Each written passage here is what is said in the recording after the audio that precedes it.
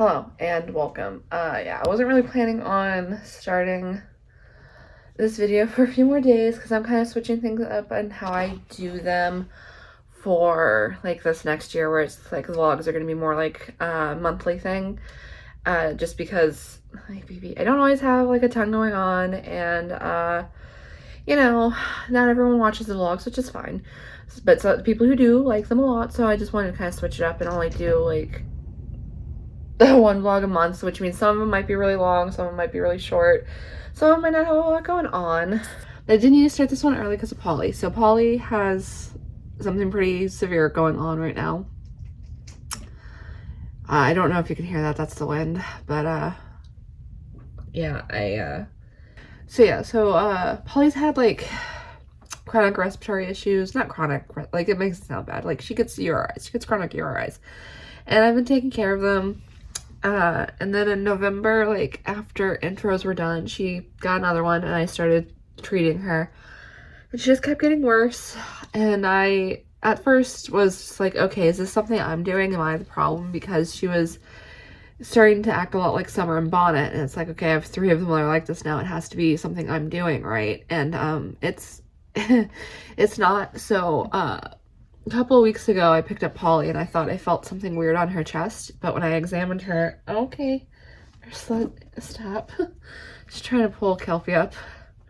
Come on, Ursula, just go say hi to her the normal way. Hey, stop being mean. And I couldn't find it again. And then yesterday, I picked her up again and I realized that the weird thing I had felt was bigger. So like the first time I felt it, you know, sometimes you pick up a rat and they just kind of slide out of your hands in a weird way and you think you feel something weird and it's just like the ribs and it's fine actually. That's what I thought it was. Except it was on her chest, but I still thought it was the same thing because it felt like that. But yesterday I took her out of the cage and I realized that it was bigger and I was like, okay, that's not normal. That's not something I can like just put aside.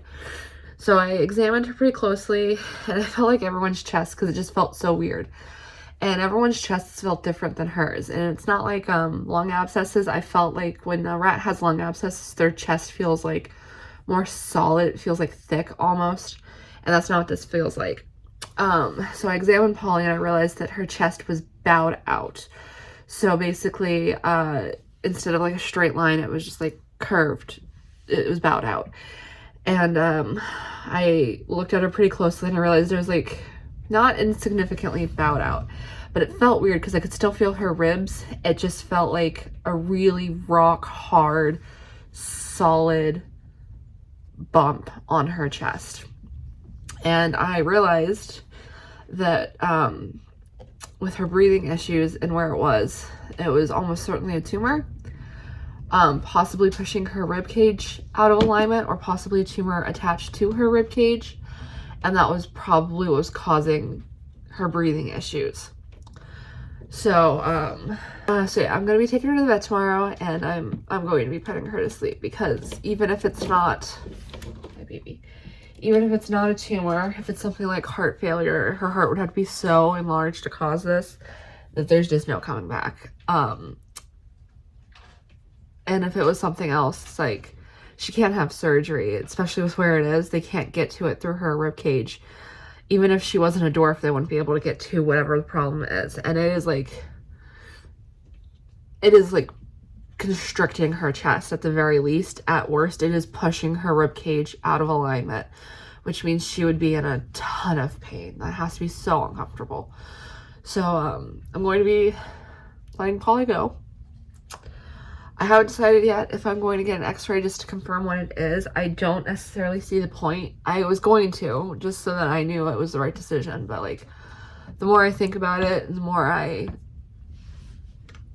kind of examine what's going on, it's just going to keep getting worse. So I don't necessarily think there's any point to the x-ray, because it's just going to tell me what I already know, which is that she needs to be put to sleep. So yeah. Polly's 1 year and 10 months old. She's one of my dwarfs. I'll show you her in a little bit, just so you can kind of see what I mean by her breathing issues. But yeah, that's not the happiest way to start this vlog. yeah, I was kind of tempting fate by doing the end of year recap too, because like she's going to, because like I put it up 5 days before the end of the year, and I was just like, yeah, this is definitely tempting fate. And yeah, fate answered. So but yeah, so I'm not, as you can tell, I'm not like doing well with it. Yeah, because I like just lost Baker, and it's just like a 1-2 punch, which rats do a lot. Sometimes they take it better than other times, but this time it's like but yeah, this time it's just like, you know, Baker was already really hard. Adding Polly on top of that, it's just like a lot. So I'll be okay. You know, I'm just gonna grieve and we'll keep going. But yeah, I'll show you Polly, and then we'll move on to happier stuff. Alright, here we have Polly. She's kind of being covered up by the others. But you can kind of see how bad her breathing is here. It's not as bad as it can get because I just woke her up for food. But you can see that she is struggling to breathe. And this, as I said, it's not as bad as it can get, but she also, you can kind of see the lump there. I will put up a picture of her lump so you can kind of see what it looks like. But, yeah, sometimes when I put her back in the cage, she just kind of sits there, or she runs around, which, like, in distress, which is bad. Hi, Mystic. Or, sometimes when she won't want treats, or when I do give her treats, she just sits there with them in her mouth, not eating them. So, like, yeah, she's not in great shape. She's also lost a lot of weight. Like, I'm gonna say she's lost 30 or 40 grams in the last 2 weeks. So, yeah, she's not doing fantastic. But, yeah, again, since this is a tumor, and I know it's only gonna get worse from here, the kindest thing is gonna be to let her go. So, yeah, but I just kind of wanted to show you guys her so you can kind of see a little bit of what I'm seeing. And yeah, there's Polly, my baby. I don't know if she'll stand up. If you can see it a little bit. Not, it's like, yeah, you can see it. Again, I'll have the picture up that makes it clear, but yeah, sometimes when she's moving around, you can see it a little bit. Do you ever feel as a rat keeper that you just have no good news? Or is that just me? But yeah, I do have something to talk about, which is Junimo. So she had her teeth trim yesterday. We do this every 3 weeks. Sometimes I have to push it off a little bit if they're booked up. So this time it was 4 weeks, which I don't like to do. I'm going to be very adamant about doing it every 3 weeks from now on because her malocclusion's getting worse. Not only that, but the papilloma on her tongue is starting to come back. It's coming back on the side. So probably next time we're going to have to probably try and freeze it. And I say probably because she's also starting to have a bad reaction to the sedative. Now, her breathing's been fine. She recovers quickly. She's always fine by the time we get home. Sometimes the next day she's a little like sore and doesn't want to do much, but like today she's been fine. I think for the most part getting her teeth trimmed feels pretty good. So she's been doing okay. But when she was under sedation yesterday, apparently her left eye started to bulge quite a bit and it alarmed the vet, and so they decided to stop the teeth trim just a wee bit early because they were really, really worried about what that eye was doing. And I've had this happen once before with Ezra. With him, it was a little different. Like, he was under sedation for an x-ray. They gave him a lot of sedative. His eye did bulge, but that eye was also ulcerated because it was already a little bit bulgy from the bone infection that he had. So, like, it is different, but it is also similar. It's like sedation caused the eye bulge for some reason. It's probably, or possibly, the possibility the vet gave me was that it's a blood pressure thing. And now Junimo is over 2. She's 2 years and 1 month right now. She'll be 2 years and 2 months a little later this month. So, like, you know, she's not a spring chicken. She is an older gal. She's and she's had a lot of health issues. This is like her, I don't know, like her 10th time under sedation or something. So I did suspect at some point she was going to start having issues with sedation. So I'm not necessarily surprised. I always kind of thought it'd be a breathing thing, just because the older they get, the harder it is on their lungs, the longer they're under sedation, the worse it is. And she's been under sedation so many times. But I have kind of thought about what to do going forward, and to be honest, there's not much I can do. She needs to have her teeth trimmed. If she doesn't have them trimmed, she cannot eat. It's very uncomfortable for her. Sometimes it even hinders her from being able to drink properly, because like her teeth are just kind of in the way. So basically, I'm just gonna keep getting them trimmed, and accept that there's a chance that one day she's not gonna come home from the teeth trim. She's not gonna wake up from the sedation. And that's because, like, when she does have her teeth trimmed, she has pretty good quality of life. You know, she's happy, she's active, she can eat, she's a good girl. She's like, no, there's nothing wrong. It's just the teeth. And if I just keep doing that every time she does come home, that's 3 more weeks where she gets to be a happy-go-lucky little girl. So, yeah, that's kind of just where we're at. A funny thing is the vet was like, I'm going to see about trying to get you a discount because you're paying through the nose for this. And I was just like, yeah, man, you think I don't know that? I mean, it's sweet of her, for sure, and I'm grateful for anything that they can do for me, but it's just funny when, like, the vet tells you that you're paying through the nose, and it's just like, yeah, I know that. It's like, well, I can't agree in case I offend you, but also, I would like a discount. So, yeah, but that's where we're at, and hopefully she's got some more months left in her. Right, BB? Oh, she's so cute. She's so beautiful. Look at her. Yeah, but hopefully everything will be fine. She's, like, fine by the time we get home. So, like, and her eye went back down before they had even brought her out to me. So, like, whatever the issue is, it's not, like, severe. Hopefully. I guess I don't know. But, like, she recovered quickly from it, I guess is what I mean. All right. There's a rat on this puzzle. Cappy, can you find the rat? Wait, there might be 2. There's 2 rats on this puzzle. Can you find them? Maybe. August is under the bed if you hear something. This is the cat. 1/4 of my 18K. That's a freaking weenie dog. Yes. A rat. Yes. Do you guys see it? Or at least one of them? I don't have my glasses. Do you need to go get them? Yes. This is one of the rats. A little ratatouille rat. Yes. The little mama rat dangling her little baby rat. Those are kangaroos. He's Australian. The artist is Australian. Oh. So he has kangaroos in all of his work. So it took me a few weeks to put this together. Sarah wouldn't help me carry it in, which I thought was really mean. Okay, here's how that actually went down. It was like, I was assembling them on 4 pieces of foam board because our kittens are evil. And I was just like, okay, I have to carry them into the guest room and put them together. And then Cappy picked them up without even giving me a chance. Do you want to explain? I'm clumsy. You fall down and you knock stuff over sometimes. And I thought I could bring this in really easy. Yeah, so basically, Cappy just understands the situation better than, I do. I think I could have done it. I think you could have, but did you feel more secure with me doing it is the question? I mean, yeah. Yeah. We both knew that. Y'all will probably see this puzzle again because one of the other sections also has rodents on it. I want people's opinions also. Can you tell me if you guys think this homunculus looks like Charlie from Smiling Friends? Oh, you want me to get a picture for John? Oh, sure. Yeah, I can get a picture for John.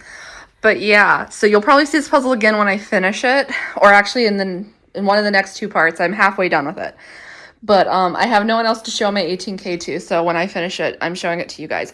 Also, I'm sorry for the echo. There's nothing in here. Yeah. So, but yeah, rat. Homunculus. Flind. Oh, they're going to say other rat. Alright, so some good news. So Junie here, whenever she is close to needing a teeth trim, it's harder for her to eat. It slows her down even when she's further out from a teeth trim. Her eating just isn't what it was before she got her malocclusion. So I typically have been trying to get her weight up, through extra food, extra treats, and it just hasn't been working. So I've just started putting Ensure in the cage for the whole night, every night, because I need her to gain weight. She was down to like 107 grams, And for reference, before she started having her malocclusion issues, she weighed 143 grams consistently every single week. So she was down 35 grams. So, like, that was pretty bad. Now, I was starting to really worry, and I do wonder if, like, her lack of being able to eat was contributing to her issues under anesthesia that one time. Now, she's only about a week out from her last teeth trim when that happened, so I won't know if it's going to continue to be a problem until her next tooth trim, but I have gotten her weight up. She is at 125 grams this morning, and that is fantastic. I'm very happy. She looks better. She has more energy. She seems a lot happier and better now that she's gained a little bit of weight. Now, this does mean that Jojo, unfortunately, is also just a wee bit chunkier. She hasn't gotten, like, too heavy. Like, I've seen her worse. But, like, it's just a sacrifice I have to make as Jojo being a little chunky so that Junimo can actually be a good weight for her tooth trims. Because I can't let Junimo waste away to nothing. So, hi, Poopy. So, yeah, that is an unfortunate factor. Here's Jojo. Hi, Poopy. She's like, hi, Mama. What you doing? But yeah, so that is some good news is I finally got Junimo's weight up and I will... Oh, she's over here. I thought she was in the thing. And I will hopefully have an update for you guys on her next tooth trim, which should be in about 2 weeks. Hi. And hopefully we'll have some good news with that. Hi, baby. All right, I know I already did a puzzle clip for this video, but this puzzle also has rats on it. So it is my duty to show you all the rats. First of all, there is a rat whimsy piece somewhere on here. It's right here. Can you see it? It's right here. Ooh, very cute.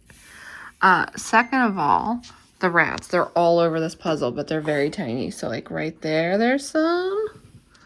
There we go. Right there, there's some. And then, like, they're all over it. Let's see if you guys can spot some of them. There's little rat DJ. That one I will show you because he's a little rat DJ. And I have to show you. But yeah, they're everywhere. There's plenty up here. Yes. John lost all of his games at his Magic the Gathering. Aww. Did he have fun? I just asked. I was going to ask if he could look for Batman Year One. But yeah, it's cute. I like this puzzle. It's very busy.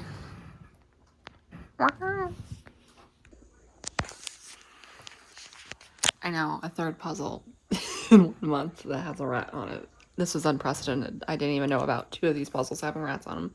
And I didn't even know the big section that I showed you had a rat on it either when I started it. It's 3 in a row, guys. Okay, do you spot the rat? Can you spot it?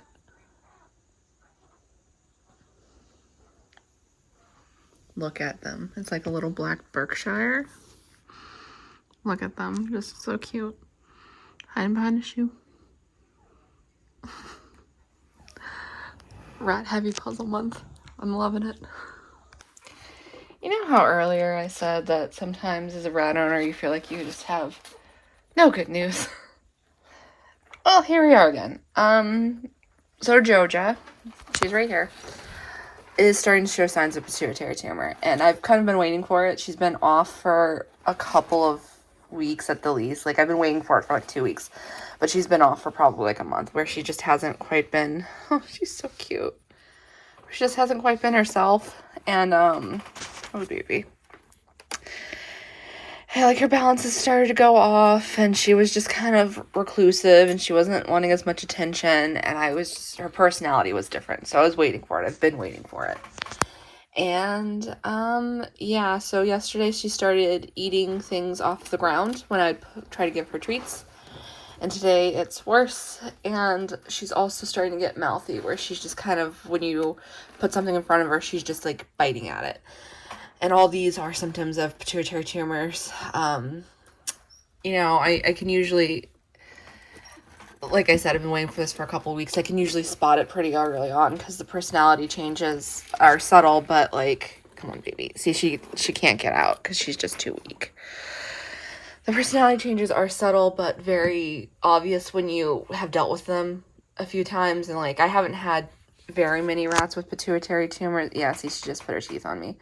I haven't had very many rats with pituitary tumors, but I've had a few, and it's always the same, where they just start acting a little funny, and then they get slowly worse. Pituitary tumors aren't actually that sudden. They can feel sudden if you're not aware of what you're looking at, and then all of a sudden they have like symptoms. But if you like clock the personality changes, they're really not sudden. Rats usually have like pituitary tumors for quite a while before they start showing the classic signs of like ataxia, motor function, that kind of thing. But yeah, so I've been waiting for definitive signs, and I do believe she has started showing them to me. So I don't know. I could try and give her something, but the problem is it's like a little bit harder for her, and Junimo's stealing food from her because she just doesn't have the motivation or strength to like stop her, which is fine because like obviously Jojo has the padding to lose, and I'm also giving them Ensure at night because I've gotten Junimo's weight up to 130 grams, which is about where I wanted it to be, and she's due for a tooth trim. Then that brings us to why this is a bit of a problem. It's just the two of them. They have no one else, and they both have pretty severe health problems. So now, basically, my job as their owner, because Junimo has like possible issues with the anesthesia, my job as their owner is to try and get them to decline at similar rates, so that I can put them to sleep together, because that is the kindest, easiest thing to do for them.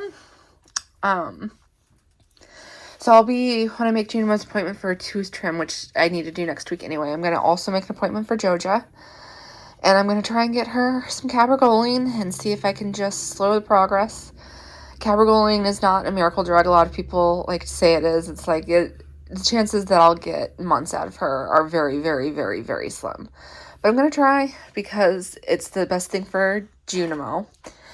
And if Jojo does end up passing away and Junimo is still fine, then I will try to introduce Junimo to the babies, because I have them and it's safer to do intros with them than it is to do intros with Summer, because Summer is also not doing the best. So yeah. I'm sorry this is turning out to be such a weird bummer vlog where it's just puzzles and me giving you the worst updates known to man. I didn't think that was going to happen, but I have a lot of senior rats and I have some chronically ill rats. So yeah, hopefully I can get her on some cabergoline, and hopefully it does something for her. It will if it's a hormone-driven tumor. If it's not a hormone-driven tumor, then it won't do anything, and it will just be the prednisone, because prednisone reduces the inflammation around the tumor. It'll be just that, keeping her, like, feeling okay. So we'll see, but yep. Hi. Unfortunately, the bad news train is going to keep rolling. So I had Junimo and Jojo's appointment yesterday, and just a lot of things happened. I thought about doing this clip with Cappy, but hi baby.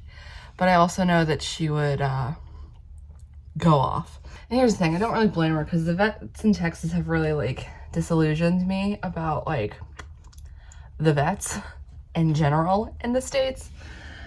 And that's unfortunate. And here's the thing, vets have a crappy job. I'm aware they have a crappy job. They have a hard time. They have difficult patients. They have difficult... Hey, do you need to come here? Come here. They have difficult patients. They have difficult jobs, in that they always see sick animals when they love animals, and sometimes there's nothing they can do for those sick animals. And I get all of that. However, that is not an excuse for them to be the way they are sometimes. So basically, I saw a different vet at this practice yesterday. It's the one I take Junimo to get her teeth trimmed at. I see a lot of vets for a lot of things, and this is the one that I take Junimo to for her teeth. And it was just convenient because Junimo needed her teeth trimmed and Jojo needed to be seen for her pituitary tumor. So we get there, and I'm talking to them about Jojo's symptoms, and she basically says, oh, well, the only way to really diagnose that is with a CT scan, which we can't do here, but I can set that up for you. And I was just like, no. No, because I know it's a pituitary tumor. I don't need a CT scan to know it's a pituitary tumor. I've dealt with this a lot of times before. Her symptoms very clearly say it's a pituitary tumor. It is at the very least neurological. And the thing with neurological issues with rats, which I will eventually do a video on, is that like the treatment is basically the same for most of them. The only one that has like a different treatment is in fact pituitary tumor, because you put them on, okay, she doesn't want to go. You put them on cabergoline. And the thing with cabergoline is it doesn't actually treat the thing that causes the symptoms. I will get into that in a second. I'll explain what cabergoline actually does. Hi.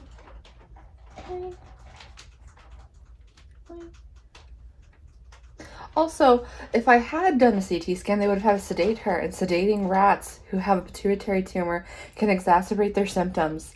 So, like, no, I'm not going to do a CT scan for something when I know what the issue is. Going back? You can do it. You got it. Be brave. Good girl. So basically, that's how it started off. So for the rest of the appointment, she kept saying presumed pituitary tumor. And again, I understand why they're doing this. Most vets have been bought up by corporations that push you to do unnecessary tests and unnecessary diagnostic procedures, because the thing is, a good vet doesn't necessarily do that with rats. It's like, there's sometimes you want to do more diagnostics, but if you know what it is and you know what it is, the thing with rats is like their symptoms usually point to one thing. It's not like cats or dogs where it's just like, oh, okay, well, their symptoms could be 14 different things. It's like, this is a neurological thing, and the way you treat neurological issues in rats is with steroids and antibiotics. That's how it is for almost all neurological issues in rats. So that was really frustrating for me. So yeah, she spent the rest of the appointment saying presumed pituitary tumor, because I'm not doing a CT scan on Jojo. That's just not fair to her. And then I asked her about doing a dexamethasone shot, which is a steroid shot. And I've done this with rats in the past that have had issues, and with vets that were a lot braver than the vets in Texas, because the vets in Texas are fear-mongering about steroids, basically. It's the same way a lot of vets will fear-monger about surgery in rats. And the thing with surgery is it can be dangerous, but most of the time it is actually fine. And they're doing that with steroids here, where it's just like basically saying with single dose of steroids is definitely going to kill them, which it's not. I've had rats for a long time. I've done steroids for a lot of rats, and the only rat I've ever had that's had an issue with steroids is the one that was overdosed on steroids, which I'll get to in a second. So that is deeply annoying to me. I had a rat that was on steroids for nearly a year, and she was fine. She had a stroke and passed away after, I think it was 10 months on steroids. At no point did she get massive infections that killed her because she wasn't overdosed. That's what I used to get with surgeries a lot. It's like they would fearmonger about surgeries. Just like, oh, 1 in 5 rats will die in surgery. 1 in 10 rats will die in surgery. And it's like, well, that's just not the case if you're a good vet.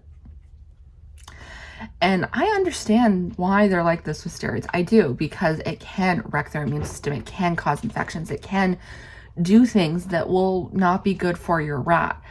But, and I really cannot emphasize this enough, I've seen a lot of rats on steroids. I've had a lot of rats on steroids. The only one I've ever seen have a bad reaction was the one that was overdosed on steroids.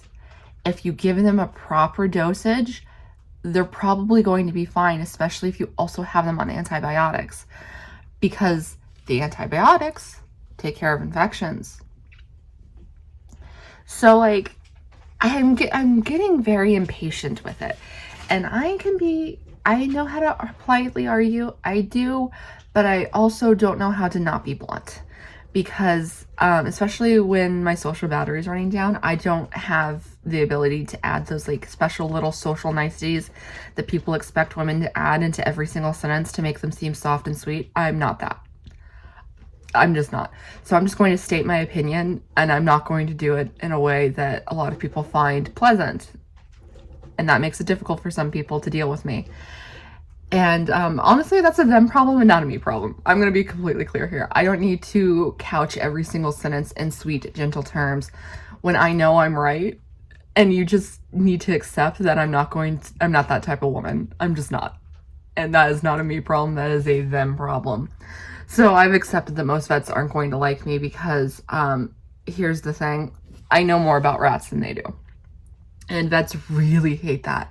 I'm not saying I know more about cats or dogs or literally any other animal, but the majority of the vets I see act like they are an expert on rats, and then they say stupid shit. And I then have to correct them because I can't let someone who thinks that rats have periods treat my rat that's bleeding from her vagina, for example, which has happened. And I can't let someone who clearly doesn't know anything about pituitary tumors try and diagnose my rat without me being like, okay, well, it's actually this thing. And I'm not rude. I don't put in a lot of niceties. I just say what my knowledge is, basically. So what happened with Jojo is I wanted to do the dexamethasone shot, and she said that she's never read a study that shows that steroids actually help pituitary tumors. And I was just like, well, that was the standard of care. I've had rats for 17 years, and until cabergoline got on the scene like 3-4 years ago, that was the standard of care, was to treat pituitary tumors with steroids. Because here's the thing. The symptoms that you see that are pituitary tumors, it's not actually usually the tumor itself. It is the swelling around the tumor in the brain. And the steroids reduce that swelling. And so she was like, well, I can try meloxicam. And I had to stand there and be like, okay, well, meloxicam is actually not strong enough to break the blood-brain barrier. So it's not going to do anything for the swelling in her brain. And they didn't like that. They didn't like that I said that. I said it a lot nicer than I'm saying it to you guys, because here I can have an attitude and there I cannot. But I did say it, and I said it like that because that is the case. And the other thing with pituitary tumors is a lot of time that they have the tumor for a long time before they start showing symptoms, because it's not the tumor that is causing the symptoms, it is the swelling in the brain. Again, which means you need a steroid that can break the blood-brain barrier, get into the brain, reduce the swelling, and relieve their symptoms. So if you just treat them with cabergoline, which is what this vet wanted to do, it doesn't actually take care of the problem, because what cabergoline does is it, for one type of tumor, and it is the most common tumor, especially in female rats, but it's one type of pituitary tumor, it will stop, or it can. It does not happen every single time. It really depends on the rat. It's rat dependent. But it can slow the growth of the tumor, and sometimes, and this is even rarer, sometimes shrink it down. But if it doesn't shrink it down, the brain is still swelling around that tumor, because cabergoline is not going to do anything for the swelling. So you need to do steroids if you want to relieve their symptoms. And eventually, I did get her to agree to at least prednisone. She would not do the dexamethasone shot, even though that would have been immediate relief for Jojo. She would not do it. But she did agree to prednisone after I mentioned the blood-brain barrier thing, because it's like, at that point, I think she realized that she was not going to convince me to not do a steroid. That's what a lot of vets hate about me, is that I start like using terminology that shows that I've actually done research. And they don't like that because they think I'm wrong. They think they're right, and they're not right. Because I've had rats for 16 years at this point, and I follow a lot of rescues who do a lot of informational posts. I follow a lot of other people who have rats. I take in a lot of knowledge. I do my own independent research. I care very deeply about my rats. I care very deeply about their medical care. And I argue. And I do it politely, but I do argue, and they don't like that.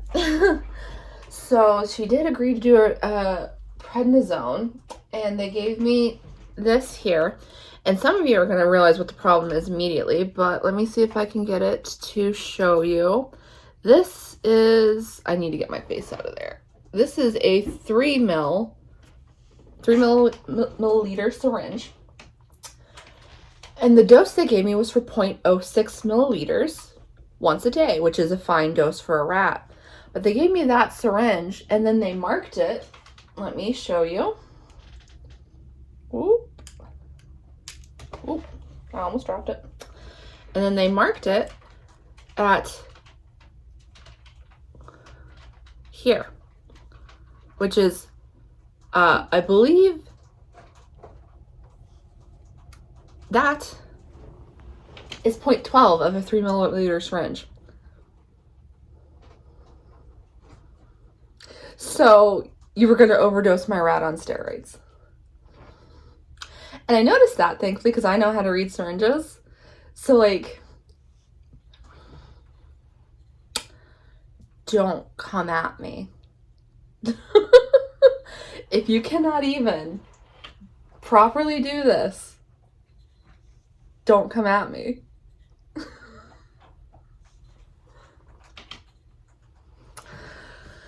So Jojo will be getting the proper amount of steroids with a 1 milliliter syringe, which is the standard, not a 3 milliliter syringe. Because even if they had done 0.6 on that, that is still 3 times the dose that she's required to have. She's actually over here. So yeah, I can get the cabergoline. It's $200 for 3 months supply, which I think is about average. It might be a little high, but I think that's about average. We'll see. It's probably not going to work because that's the thing with cabergoline, is that it's very rat dependent. Most of the time it does not work, and when it does work, it's usually only for a couple of weeks.